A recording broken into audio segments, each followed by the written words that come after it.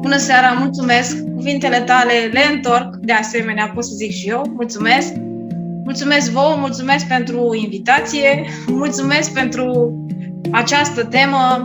În mod deosebit pe mine m-a prins această temă, să zic așa, pentru că eu lucrând ca asistentă medicală, în mintea mea s-au învârtit întotdeauna în jurul meu bacterii, virusuri, transmiterea bolilor și totul era ca o frică. Pentru mine am trăit într-o spaimă și o teamă că ce voi face eu cu copilul meu, că răceli, că infecții, că una, că dacă, că poate. Din moment ce am găsit uleiurile esențiale, am reușit să mă liniștesc efectiv la capitolul ăsta și de aici a început incursiunea mea. Incursiunea mea a început cu acest pliant. Efectiv cu acest pliant. După ce am primit acest pliant, l-am studiat foarte bine și când am văzut ce face, de exemplu, uleiul de unguard, am zis, wow, mi-am dat seama că, de fapt, universul mi-a trimis o soluție la ceea ce foloseam până acum, adică foloseam chimicale și produse artificiale și universul mi-a dat soluția să folosesc aceeași variantă, doar într-o formă naturală. Și această formă naturală sunt uleiurile pe care le folosesc de câțiva ani de zile și sunt foarte încântată. Și în momentul în care am găsit pliantul și uleiurile, a început incursiunea într-o nouă viață, într-un nou ciclu de care sunt foarte mândră și pe care vi-l recomand și vouă. Toate aceste uleiuri, de fapt, m-au pus și pe studiu și, deși m-am luat fricile drept o provocare după ce am cunoscut uleiurile, fricile m-am înțeles că creează conflictele și conflictele creează boli și, de fapt, frica creează un haos în viețile noastre efectiv. Pentru că tema din seara asta se numește fricile, viroză, muci, dar mie nu-mi place cuvântul și o să folosesc mucozități, febră, paraziți și boli ale copilăriei. Vreau să vă spun că toate aceste boli și toate aceste viroze, febră, mucozități și paraziți nu vin pe gol. Toate vin cu un bagaj emoțional despre care o să vă povestesc în foarte puține rânduri. Toate aceste răceli, cu tot tacâmul după ele, apar atunci când copilul nostru adulmecă prea mult, prea îndelung. De obicei, copiii știm foarte bine că răcesc la începutul școlii, al grădinițelor, când îi expunem în situații noi, când sunt într-o stare de alertă îndelungată. Totodată cu răcelile vine și nasul înfundat, care de fapt un nas înfundat este o reparație a mucoasei nazale. Mucoasa nazală nu se poate vindeca fără aceste mucozități. De fapt, este o fază de vindecare. Ca să vă spun pe scurt ce folosesc eu când ne întâmpinăm răceli, în primul rând vorbesc cu copilul meu, efectiv, vreau să aflu prin ce situație a trecut și ce emoții a trăit. Întotdeauna am în casă un borcan cu flumbam, că e vară, că e primăvară, că e toamnă. Noi întotdeauna avem pregătit un borcan cu flumbam, îl țin în frigider. Dacă nu îl ofer părinților mei, mai luăm și noi când avem o rinoree ușoară. Întotdeauna copilul este ușor răcit, sfârcâit, am un remediu de urgență pe care îl numesc așa și este format din 50 de mililitri de miere, 5 picături de tămâie, 5 de copaiba, 5 de unguard și 3 de lemongrass. Din acest amestec îi ofer câte o jumătate de linguriță de 3-4 ori pe zi. Îi aplic pe piept și pe spate 2 picături de aer, 2 de mentă și 2 de tămâie, pe care le amestec în 5 ml de ulei. Iar în difuzor întotdeauna pun 2 picături de unguard, 2 de aer, una de lemon și una de mela. Eu nu merg cu picături foarte multe din prima, deci merg fix cu picăturile pe care eu vi le-am spus mai înainte. Și la noi, de fapt, după remediul de urgență se văd îmbunătățiri și după discuțiile cu copilul avute, la noi răceala nu ține mai mult de 2 zile.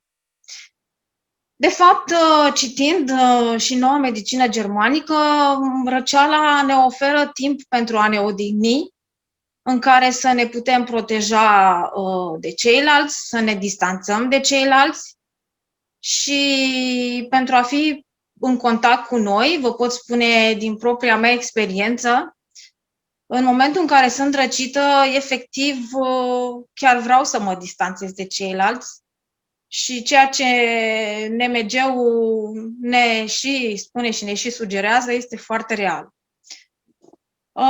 O altă parte din această temă este febra, de care un alt baubau, de care noi ne și speriem foarte tare. Aș menționa aici că nu e cazul să ne panicăm, decât dacă copilul este mic și nici atunci nu e cazul să ne panicăm că avem soluții imediate și rapide. Îmi aduc aminte când copilul nostru,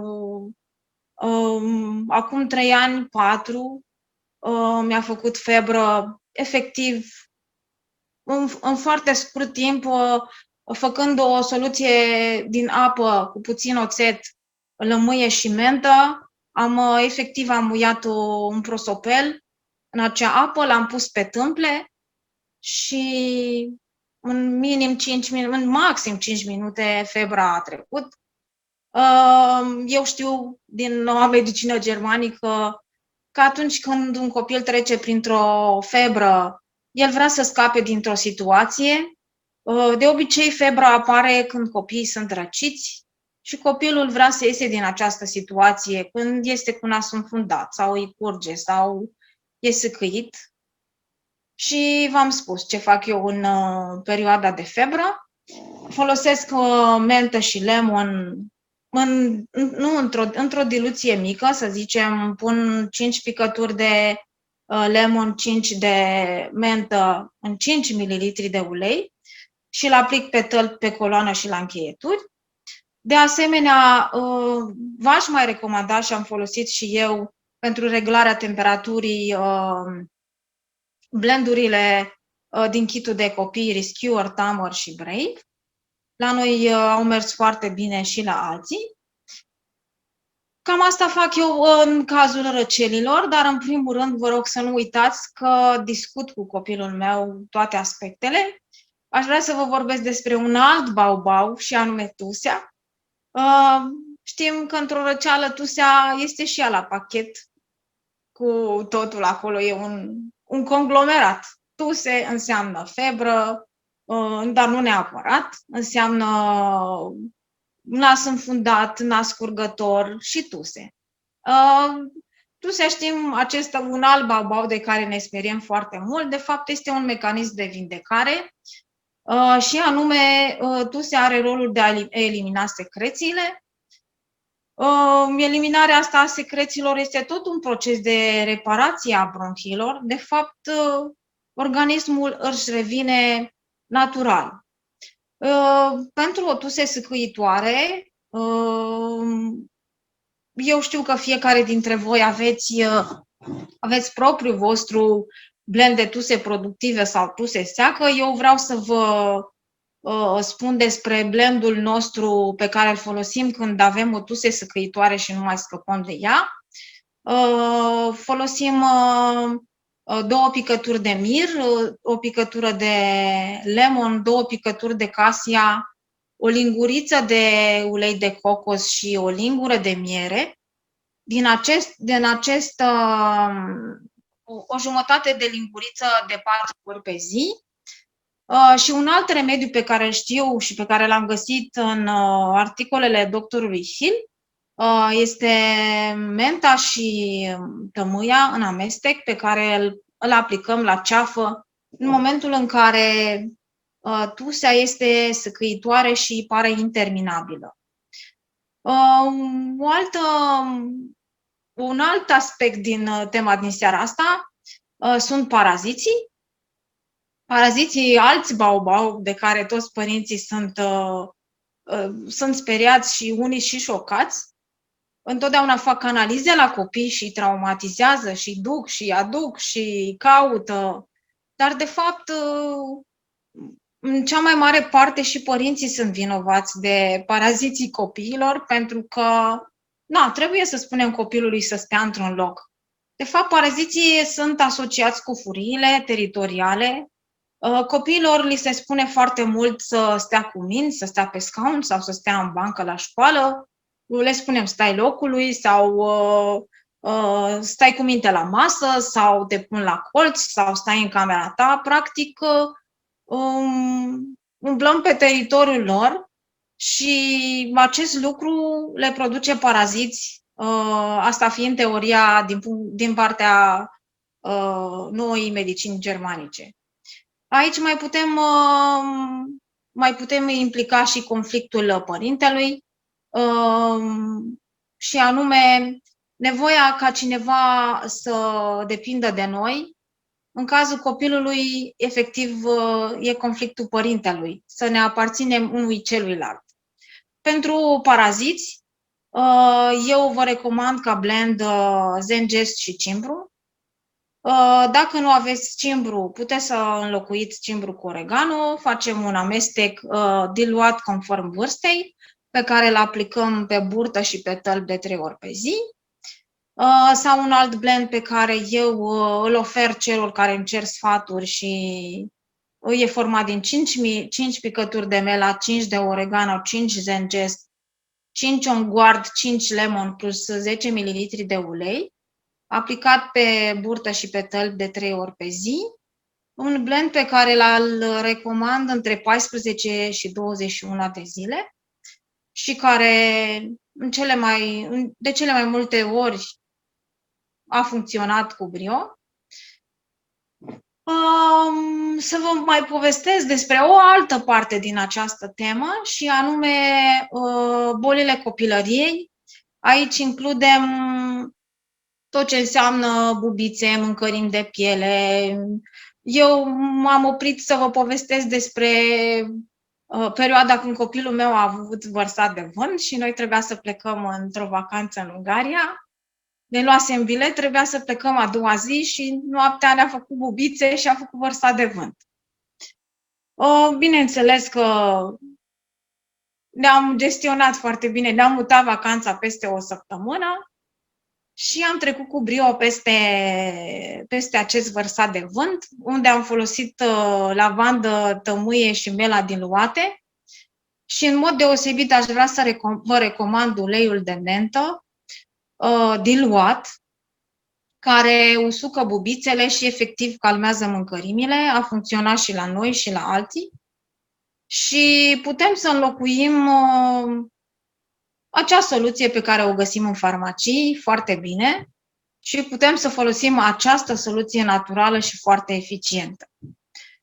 Țin minte că în acea perioadă am avut grijă să se alimenteze corect copilul, să se hidrateze, să se odihnească, să nu folosească alimente acidulate și fierbinți. Și efectiv așa am trecut peste acel episod care, dacă nu aveam aceste uleiuri, ar fi fost dramatic și efectiv ne-am fi stricat fiecare zi din acea săptămână. Eu cam asta am vrut să vă spun în linii mari despre tot ce înseamnă aceste frici. Eu, de când am întâlnit uleiurile esențiale, efectiv pot să gestionez fiecare episod din viața copilului meu, indiferent de ce fel de episod ar fi, de febră, de infecție urinară, de tuse, seacă productivă. Știu că și voi o puteți face. Tot aceste uleiuri esențiale m-au învățat și m-au dus spre studiu și am aflat că frica, de fapt, este o emoție de bază pe care am simțit-o dintotdeauna. dar care m-a ajutat să detectez pericolele și să supraviețuiesc și să cresc.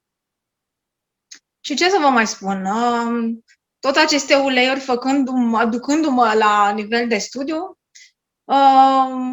am ajuns la concluzia că de ce să-mi fie frică de boală dacă acum sunt perfect sănătoasă? De ce să mă gândesc ce va fi dacă acum pot să ajung, sunt într-un echilibru cu aceste uleiuri esențiale, utilizându-le în fiecare zi?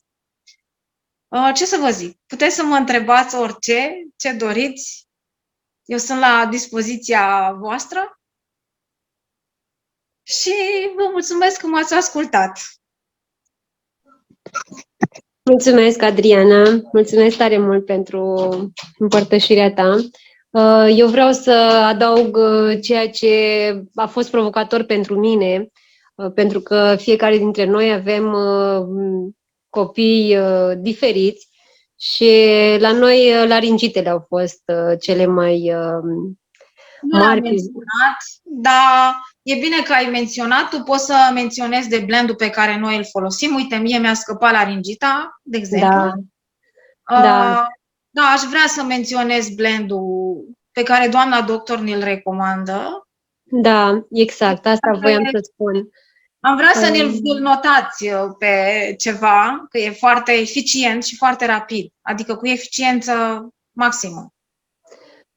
E un blend foarte simplu, din 3 uleiuri, rozmarin, busuioc și cimbru. Când a făcut Aian ultima dată laringită și eram încă în faza de frică, am pus în 5 ml, la recomandarea doamnei doctor, am pus în 5 ml câte 2 picături din fiecare ulei. Cimbru, busuioc și rozmarin. Cea mai importantă parte este frecvența cu care noi folosim acest amestec. La fiecare 2 ore i-am masat gâtul și pieptul și tălpile. Practic, de dimineață și până după amiază, tusea s-a transformat în productivă și de aici a fost foarte ușor de gestionat. Noi am ajuns în spital de mai multe ori cu laringită până să am uleiuri esențiale în casă și a fost neplăcut să trecem prin ceea ce înseamnă protocolul care se aplică absolut tuturor copiilor, indiferent că sunt diferiți, indiferent că au vârste diferite, se aplică fix la fel. E adevărat, și la uleiurile esențiale folosim același amestec, doar că diferența o face partea de reacții adverse și ceea ce rămâne în urmă. Pentru mine este foarte important să citesc prospectul și reacțiile adverse pe care le lasă medicamentele în corp. Alte provocări n-am avut, adică alte provocări decât cele spuse de Adriana nu am avut. E adevărat că frica este cea care stă la baza instinctului, este un instinct care ne salvează, doar că în cazul meu a fost dusă la extrem și m-a dus într-o altă fază de boală pe care eu am experimentat-o și de care eu am scăpat datorită uleiurilor esențiale. Am testimonialul scris pe Dăruim. E important să citim ce face fiecare ulei în parte, să ne asumăm și aveți suportul nostru pe toate canalele, și pe Facebook și pe WhatsApp, și cred că diferența între felul în care am început noi și momentul în care sunteți dumneavoastră este acesta, că noi a trebuit să ne informăm așa, direct de la surse, nu prea aveam pe cine să întrebăm și Acum, pentru că suntem destul de multe care răspundem întrebărilor dumneavoastră, consider că e un mic avantaj. Vă așteptăm cu întrebări. Suntem nerăbdătoare să ne mai povestească și colegele noastre dacă mai au ceva experiențe care consideră că v-ar fi de folos. Și... Fetelor, eu am închis live-ul de pe Facebook, așa că suntem aici în intimitate, deci la invitația Anei dați curs și spuneți-vă off-ul, pentru că în ultimele zile, cel puțin, pe foarte multe grupuri de suport au fost foarte multe întrebări cu privire la cum, de ce și așa mai departe. Deci aveți aici oameni instruiți și cu experiență care sunt acum la discreția voastră, profitați deci de ei. Eu însă am o întrebare pentru tine, Adriana, ținând cont că în sistemul medical în care lucrez, oricum în continuare se folosesc chimicele făcute în laborator. Cum reușești tu să vorbești cu mamele și cum reușești tu să le explici ce face în corp, de fapt o substanță, că e vorba tot de o substanță, indiferent că e organică sau anorganică, ca să înțeleagă că corpul lor reacționează în primă instanță în același mod, da, numai vizibil, pentru că oricum într-un mod subtil nu reacționează organismul la fel, dar vizibil, așa cum și nouă ni s-a întâmplat și a fost wow, reacționează și se întrerup sau se vindecă simptomatologia, nici nu știu cum să-i spun acum, sincer. Cum reușești tu să le calmezi și cum reușești tu să le faci să înțeleagă? Și pe de altă parte, cea mai mare problemă a lor, din ce am văzut eu, este să nu greșească. Această greșeală pe care noi nu știu de ce, ori nu vrem să ne o asumăm, ori mi se pare că greșim la tot pasul. Nu știu cum să o interpretez pe asta. Deci cum faci tu, Adriana? E foarte simplu. Pentru mine e foarte simplu. De ce? E simplu pentru că știu că ce face un medicament, inhibă celula, efectiv o încarcă cu chimic, pe când un ulei esențial curăță celula. Practic, să luăm uleiul de balans. Deci, dacă punem un ulei de balans pe noi, efectiv celula aia se curăță, celula aia ADDR-ul. Practic, restructurează celula din ADN. E foarte simplu. Am 1000 de motive cu care pot să conving un om. Oricum, contraindicații la uleiuri esențiale nu sunt. Nu inhibă ficatul, nu încarcă ficatul cu absolut nimic. Pe când antibioticele, eu care fac Zito și tu, sunt oameni care n-au mai luat de un an antibiotic și, de fapt, antibioticul este în corpul lor. Poate să fie și din carnea de pui, adevărat, dar nu atât de mult cât găsim noi în corpul omului. Efectiv, antibioticul rămâne acolo ca o amprentă, ca un anticorp, să zic așa. Știi? Anticorpul e o amprentă, rămâne acolo ca o amprentă. Mie mi-e foarte simplu să conving o mamă să folosească uleiuri esențiale. În primul rând, uleiul esențial tratează holistic. Nu privește doar... Totul e ca un întreg. În primul rând, curăță emoțional, ceea ce un medicament, un chimical, nu face așa ceva și nu va face niciodată. Și, într-adevăr, o persoană, dacă a pus o picătură de ulei pe ea, nu ai cum să nu te convingi de potența unui ulei. N-ai cum. Efectiv, n-ai cum. Doar dacă nu ești atât de încăpățânat încât să nu vrei să recunoști. E simplu, e foarte simplu. Eu vorbesc cu oamenii direct și simplu. Exact cum vorbesc aici. Dar ce faci cu frica asta de a nu greși? Pentru că... Ce să greșească? Exact aici vreau să ajung. Ce să greșim?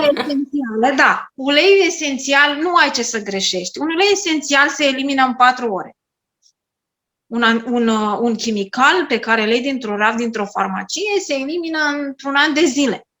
E foarte simplu, nu ai ce să greșești. Că ai scăpat o picătură în plus, ea oricum se elimină. Nu ai ce să greșești cu uleiul esențial. Doar dacă spui ulei de oregano pe piele să te arzi. Asta e. În rest, nu ai ce să greșești cu uleiurile esențiale. Să te vindești mai repede, da, da, dar nu ai ce să greșești, efectiv. Mai întreabă-mă... Principalul lucru important este ca noi să cunoaștem, noi toate mămicile astea care suntem aici, este ca noi să cunoaștem că diferența enormă este de eliminarea rezidurilor, de fapt, și că frica asta pe care noi o avem să nu greșim este, de fapt, rezolvată destul de rapid. Exact, încă te ajută să... E corpul nostru. Înțelegi? Încă te ajută să elimini și frica aia. Practic, îți pui un juniper pe tine, juniper berry, sau deja ești altfel, deja ești liber, deja ești, wow, dar ce s-a întâmplat cu mine? Parcă sunt mai relaxat. Pentru că el lucrează la nivel de frică în mod direct. Și atunci zici, wow, ce bine, îi dai de o infecție urinară și ăla este zen, wow, dar ce bine sunt, dar știi? Asta face când, pentru că un ulei tratează ca un întreg, știi? Nu privește doar partea aia, tusea aia. Mai tratează și emoția din spatele tusei. Tratează în primul rând emoția aia. Vindecă. Pentru că suntem aici la nivel foarte intim, o să-mi permit să spun o chestie, de că tot ai spus tu de Zito, Adriana. Mi-ai ridicat o minge la fileu. Într-adevăr și eu în Zito găsesc încă antibiotice și după 10 ani la persoane care susțin că n-au mai consumat un antibiotic de 10 ani. Dar n-am găsit niciodată o plantă. Deci eu nu am găsit niciodată o plantă în scanarea Zito. Și nu că ele nu există. Eu personal n-am găsit, dar a găsit la un moment dat cineva lumânărică. Dacă știți ce, toată lumea cred că toată lumea. Am găsit-o undeva acolo, într-un dedesubt, practic. Exact. Da, dar plantele și ele există, adică excesul de plante există în scanarea Zito, nu că nu există, doar că ele au capacitatea într-adevăr de eliminare foarte rapidă. Hai să zicem până la maxim 4 ore, că ele în 2-3 ore de fapt se cam, dar maxim 4, maxim 4. Știi, eu m-am dus, cred că, la partea aia că dacă punem mai multă substanță, da, atunci corpul trebuie să se descurce cu ele. Știi, dar nu insist să ne speriem. Uite, fix eu, pe mine lumea, sunt câteva doamne care mă întreabă, da, wow, am pus atâtea picături, e o problemă? E o problemă, nu e nici măcar o problemă, dar nu te dai din 5 în 5 minute. Poți să te dai și din oră în oră dacă ești într-o fază acută și o să vezi că în jumătate de zi tu ești fresh. Exact cum am pățit eu. Eu m-am vindecat într-o jumătate de zi. Știi? Cu o chestie. Și... Uite, din nou, un lucru foarte important pe care mi-l-ai amintit acum, Adriana, aplicarea asta la copii, mai ales în febră. Știi că noi le recomandăm atunci când există panică, da? Pentru că mamele, la început, cel puțin, eu mi-aduc aminte acum 5 ani cum a fost pentru mine, există panica asta, categoric, o vedem și pe grupuri. Și recomandăm aplicarea la 20 de minute, 15-20 de minute, pentru ca corpul să se relaxeze mai rapid și în fazele astea acute, este bine să procedezi și așa, de asta am și vrut să menționez lucrul ăsta, pentru că corpul în cele 20 de minute are timp să absoarbă în fiecare celulă și să-și facă propriu-zis treaba. Deci da, aplicarea se face inclusiv de la 15-20 de minute, dacă tot mi-ai ridicat mingea asta la fileu, însă nu pe termen lung, așa cum spui tu, băi, în jumătate de zi eram fresh, hai maxim o zi și apoi trecem la 1-2 ore. Exact, de asta, deci mergem din aproape în aproape și vedem cum starea evoluează, cum e spre bine, copilul e vioi. Deci, efectiv, am văzut la mine acasă, la copilul nostru. Deci știi cum a fost la noi? La noi febra e așa. Găsesc febră. Eu nici mai folosesc termometru, că nu mai, parcă nici mai este instrument de... În fine, am evoluat, pot să zic așa. Avem unul, dar nu-l mai folosesc. Efectiv, ești mai călduț? Nu. Ești mai fierbinte? Hai să vedem. Și efectiv la noi funcționează chestia asta cu apă, cu oțet, cu prosopul. Și vreau să spun că după câteva aplicări, copilul nostru nu a mai avut febră până în următorii 2 ani. Când tot așa am făcut și tot așa s-a remis. Și țin minte, când era copilul nostru mic, adică avea vreun an, cam după 1 an jumate mi-a făcut prima febră. Panicată și cu algocalmin și cu... Oricum eu nu-i dădeam pastile nici înainte așa excesiv. Eu am iubit plantele, știi? Și ele au venit în întâmpinarea mea și tot așa. Eu parcă le-am chemat, știi? Dar efectiv funcționează. Nu ai cum. Dar în primul rând, pentru că poate sunt și mămici aici, nu lucrați doar la nivelul copilului. Lucrați și cu dumneavoastră. Ungeți-vă, puneți-vă un balans, o lavandă. Puneți-vă ce simțiți, pe ce puneți mâna acolo în cutia aia, puneți mâna și puneți pe dumneavoastră, la ceafă, la tălpi, la unde vreți.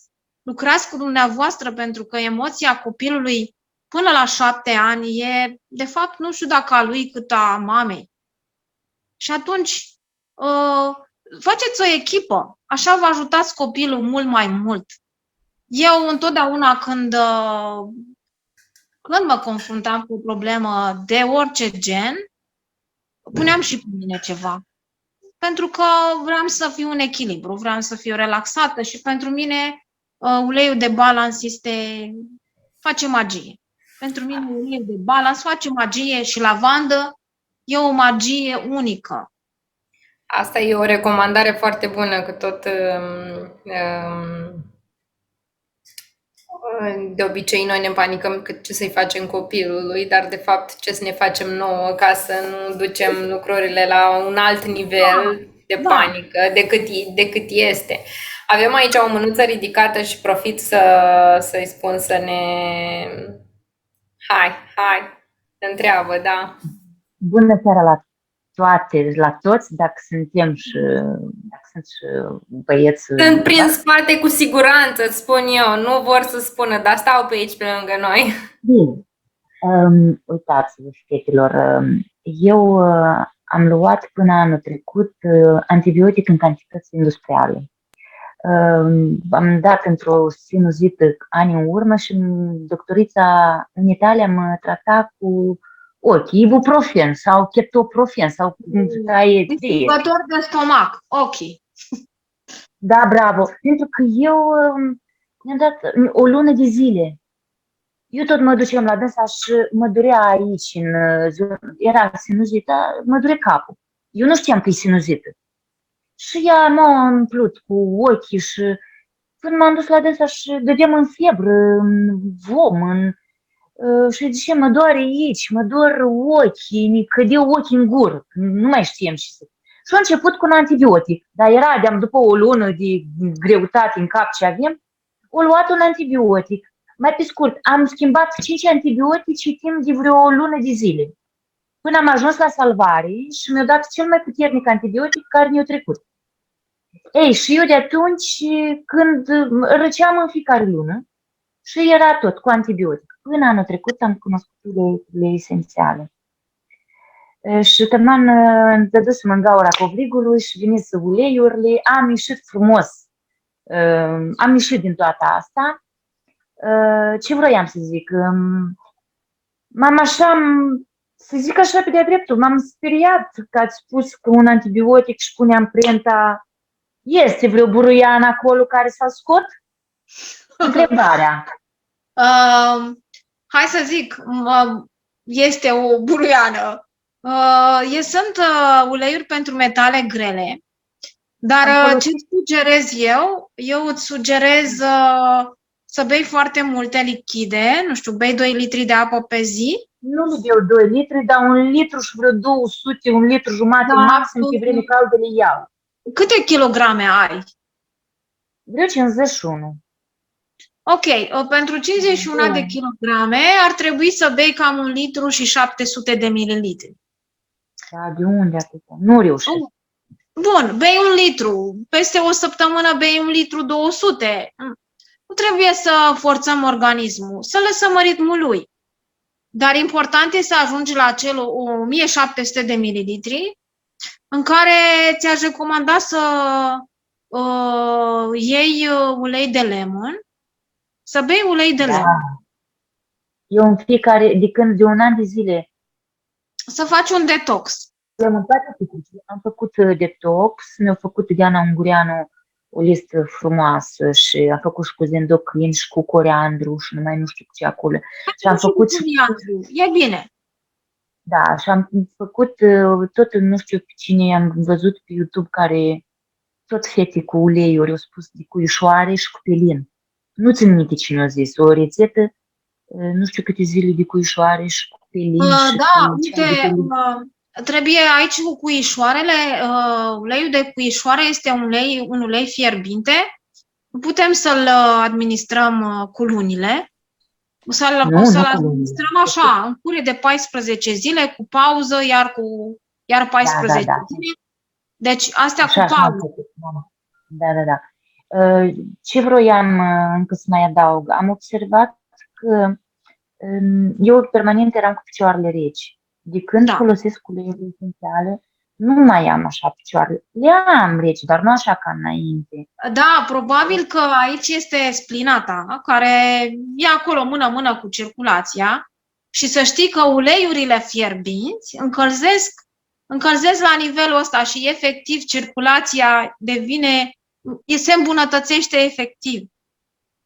Deci asta fac uleiurile fierbinți.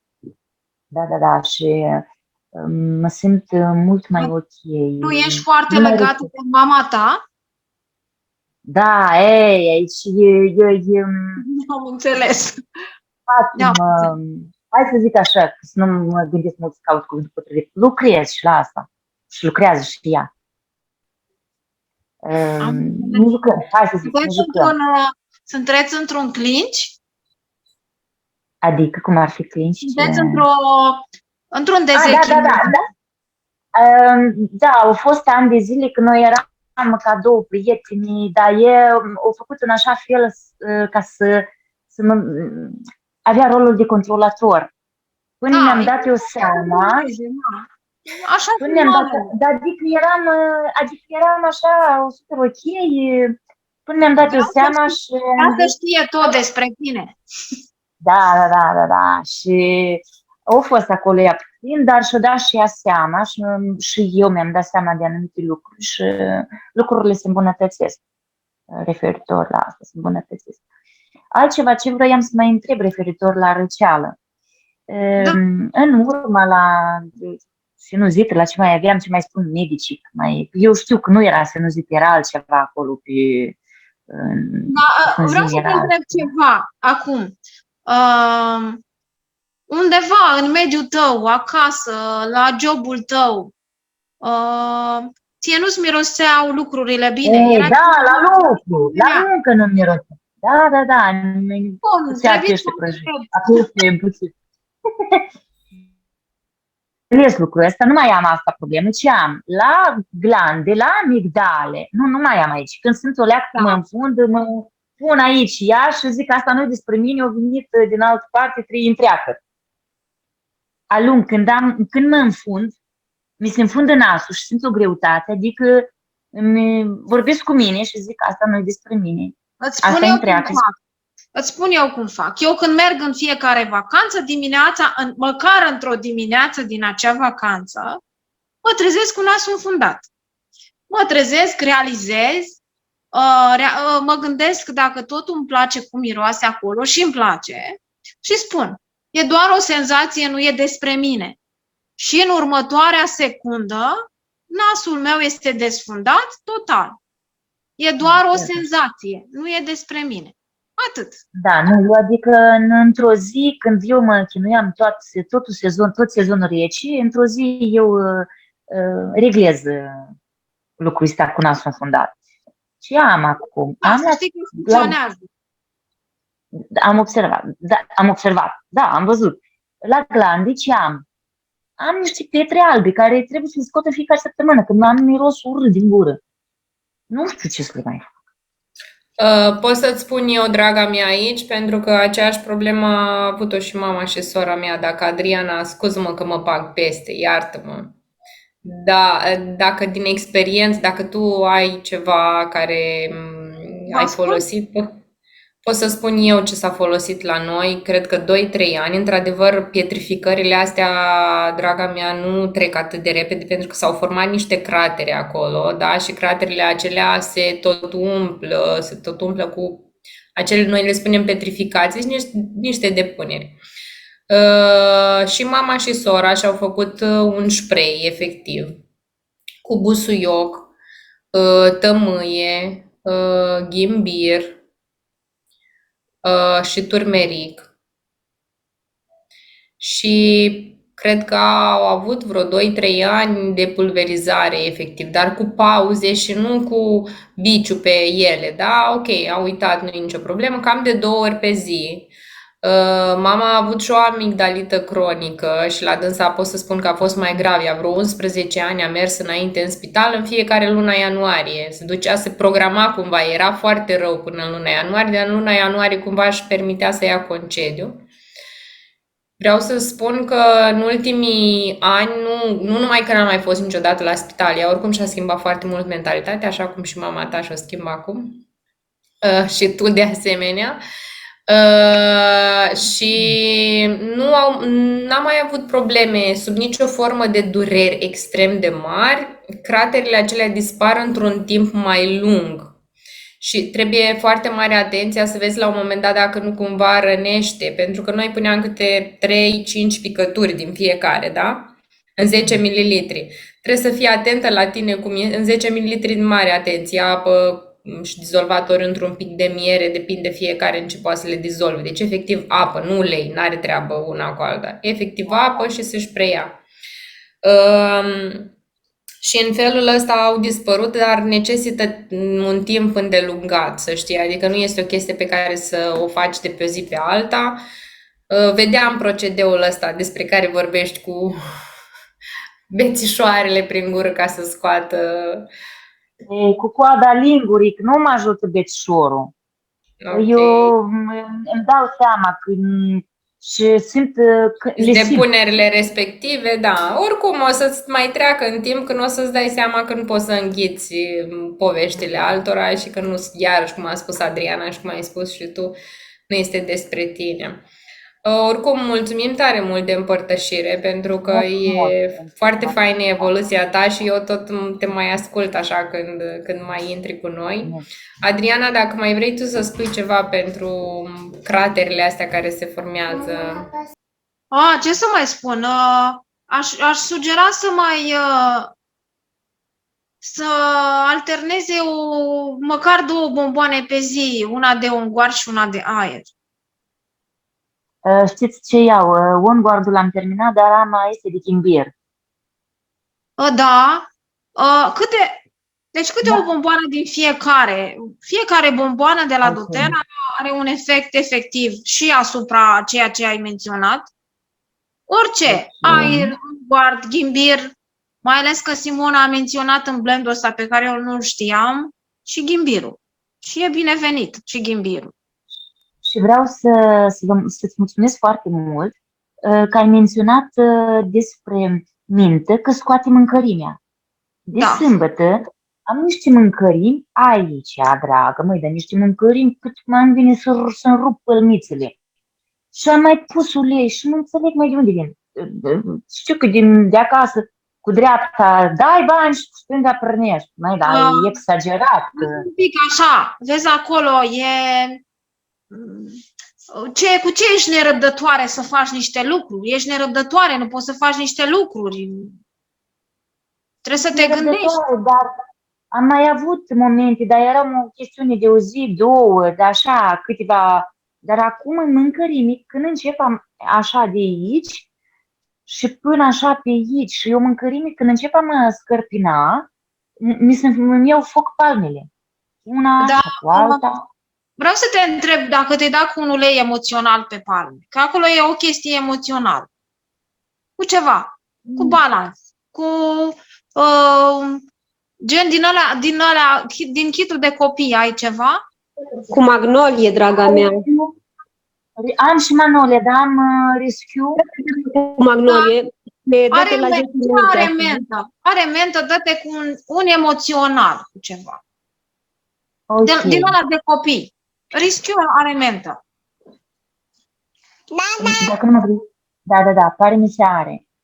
Dar mă gândeam că eu lucrez cu copiii cu dizabilități și am o fetiță care ea are problema, are nu știu ce, o alergie, eu spus medicul, nu știu ce, și permanent îmi ia mâna și se scarpină. Și m-am gândit, măi, poate ceva, că mi-a displăcut faptul, mi-a părut rău că Mititica suferă. Mă gândeam să dau niște ulei să-i aduc. E posibil ca tu, asta să fie emoția din spatele mâncărimii tale, tu ai vrut, e o chestie de separare. Da, este legată de fetița asta. E posibil ca zilele astea nici să nu te mai mănânce palmele. Pentru că tu deja ai conștientizat un lucru acum. Mulțumim tare mult, Lavinia. Hai, spune-ne că te-am văzut zâmbind, te-am văzut. Mădălina, ți-am scris pe chat, te rog să verifici. Vreau să întreb, Adriana, vis-a-vis de o persoană care are sinusurile, cumva o nară mereu e închisă, cealaltă e deschisă și își dau cu rândul. Cu orice am reușit, am dat cu orice, nu știu ce să mai fac. Dă-i așa, e doar o senzație, nu e despre mine. Păi am dat, de-aia am și coborât mâna cumva. Vezi că nu e simplu, că dacă e o chestie cronică, să zicem așa... E cronică, da. Nu cedează chiar de la o simplă... Îi spui, ea mai revine și tu îi mai reamintești că e doar o senzație. Tu vorbești cu creierul tău și creierul tău va înțelege că ai înțeles esența și te lasă în pace, te va lăsa în pace. Tu, de fapt, când spui e doar o senzație, nu e despre mine, vorbești cu creierul. Da. Lavinia, mai pune rozmarin, te rog, și busuioc pentru nările astea. Am făcut blend de 100 de picături cu busuioc, adică... Și ai încercat și cu rozmarin? Am pus de toate. Cu orice am încercat. Nu există ulei care să... Înseamnă că trebuie să-i dai cu o senzație, nu e despre mine. Să dau un nas. Nu, trebuie să lucrezi un pic acolo, că sunt niște chestii vechi. Cu siguranță. Că îmi spune că e din copilărie cumva senzația asta de a avea mereu Le-ai scris pe toate pe o foaie? Le-ai scris? Pe toate? Scrie-le pe toate. Fă așa. Nu ești așa. Tu ești așa. Deci, efectiv, scoate-le. Okay. Eliberează. Și cum facem să, uite, spre exemplu, cum facem să, nu e greșit să-i convingem. Dacă un om, o mămică, o persoană, în general, vine la noi și ne cere ajutorul într-o anumită privință, dar totuși luptă cu tine, dar pe partea altă ar și vrea, deci un fel de... Spune, te rog, Simona. Cei care fac așa de obicei, tu știi că eu am vorba aia, n-au suferit destul. Nu vor cu adevărat ajutorul, dar mai este o problemă cu care eu mă confrunt în situația asta. Acceptă mai ușor minciuna decât acceptă adevărul și preferă minciuna care le-a fost spusă să fie văzută ca fiind adevăr. Și eu tot timpul mă duc fix... Da, din punctul ăla de vedere, dacă o persoană vine la tine și zice, uite, vreau să-mi dea ceva, nu știu ce, și tu îi spui, poți să iei asta, indicat asta, sau poate ar fi mai bine asta la altă, și după aia nu face ce trebuie, e și contra, și după aia... și supărată, da. După aia am mai dat și banii pe ele. Da, exact. Eu sunt foarte directă ca și tine. Da, dar nu sunt, îți spun lucrurile unde te doare atât de tare încât ești conștientă că tu n-ai făcut. Și sunt la fel de prietenă cu tine și după ce ne despărțim. Adică, ok, draga mea, Uite care e treaba. În primul rând, eu îi explic foarte clar omului de la început cum funcționează uleiurile și de ce. Ok? În al doilea rând, îi explic care e marea minciună care le-a fost predată și de ce. Imediat. Le explic partea asta cu minciuna neapărat, da, care le-a fost spusă și că e normal pe mine să nu mă creadă, dar să facă așa cu mine și o să vadă cum le este. Nu înseamnă că o să se rezolve problema 100%, da? Dar oricum ar fi, la fel cum a fost și la mine și la fel cum a fost la foarte mulți care sunt aici, tu observi niște îmbunătățiri cu care nu te-ai mai confruntat. Tu îți simți sufletul și atunci când începi să-ți simți sufletul, nu te mai începe a îndoi 100%, te îndoiești doar 80%. Omul nu are cum să-și schimbe programarea neurolingvistică sub nicio formă de pe azi pe mâine. Dar singurul lucru cu care poate pleca de la mine este cu promisiunea că dacă face ceva în plus, măcar ceva la el se schimbă. Dacă nu face nimic, înseamnă că e ok așa cum e. Și atât. Adică eu nu am cum să-mi asum problema lor, dar în același timp le pun responsabilitatea în brațe. Ok? Evident, da, mulțumesc. Eu îți mulțumesc, Lavinia. Dacă mai sunt minuni aici care mai vor să profite de experiența Adrianei, pentru că eu vă spun sincer, Adriana are super experiență, ea vorbește foarte puțin despre experiențele ei, mi-e ciudă, adică foarte puțin în sensul în care este nelimitat mai multă informație în ea decât ne expune nouă aici. Acum eu trebuie să te părăsc, Adriana, n-am ce să-ți fac.